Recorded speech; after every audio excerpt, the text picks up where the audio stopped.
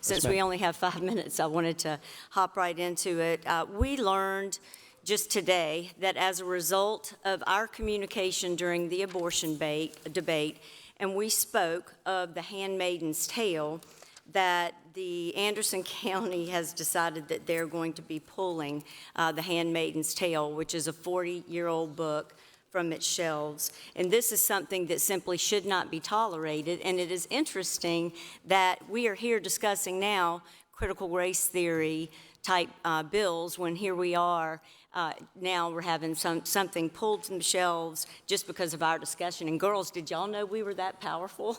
I mean, I just did not know. You may have seen that we have gained national attention, and we all kind of was shocked by it. But apparently the interest is they did not think that Republican women would join with independent and then Democratic women, as well as several other of our Republican senators, and object to what we see as some oppressive abortion bans. They just did not expect it. But I was always confused because really there's always been a debate about abortion, and I went and looked up the history of it. So one of the things I did was look up the very first time that abortion was added to the Republican Party platform. That was done in 1976, and it was a result of Dobbs. It was right before, this Jimmy Carter was president then, and then it's carried on ever since. It has always fallen very low in the platform, usually 7th, 8th, or 9th. But now we have a Republican national chairwoman asking for it to be, brought up with every presidential candidate in our party, and I think that is going to hurt us. But what was very interesting to me is how it got on the platform to begin with. And how it got on the platform is that there were 28 delegates who were female in 1976 and opposed that it got put on the platform, and they struck a deal. And the deal was the Republican Party would support the Equal Rights Amendment and would not withdraw its support, and that was the trade-off. So they did not make a big problem out of it, but equal rights was supposed to be pushed in exchange for abortion being a part of the platform. You see how the equal rights thing worked out for us. We didn't do so well, certainly not in our state. However, what was really interesting to me, and this is what I hope my fellow Republicans will listen to, and I know it's something that the senator from Orr East, Senator Hembry, would agree with, what they said back then is that they recognized there was a vast discrepancy. They said that abortion is one of the most difficult and controversial issues of our time. It's undoubtedly a moral and personal issue, but it also involves complex questions relating to medical science and criminal justice. There are those in our party who favor complete support for the Supreme Court decision which permits abortion on demand. There are others who share convictions that the Supreme Court's decision must be changed by a constitutional amendment prohibiting all abortion.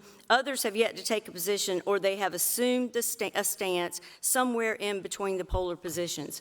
So this has been going on for a very, very long time. And what we have done is we all have differing opinions, but it's still something that has been around. It wasn't our brainchild. It's just something that we all felt.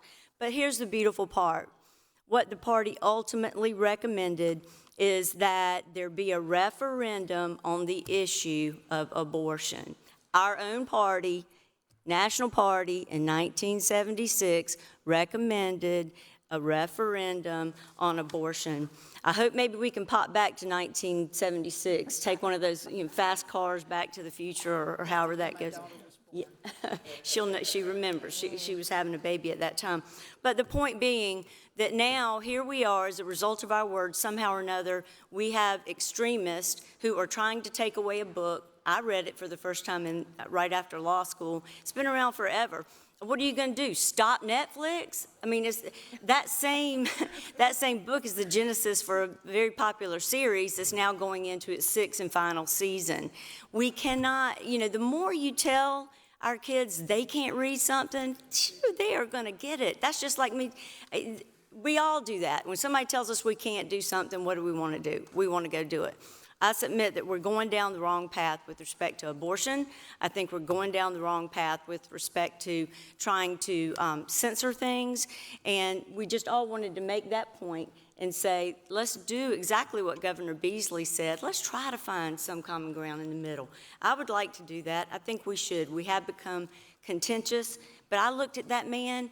Governor Beasley never looked at notes. He didn't have a teleprompter, and he never once misspoke. I wish I could be like that. But what he had to say was very powerful, coming from a former Republican governor who underwent some controversy, and here he is now still trying to bring us all together. I appreciate that, and I appreciate your attention. Is anybody else? Thank you, Senator from Charleston. Thank you very much. Thank you for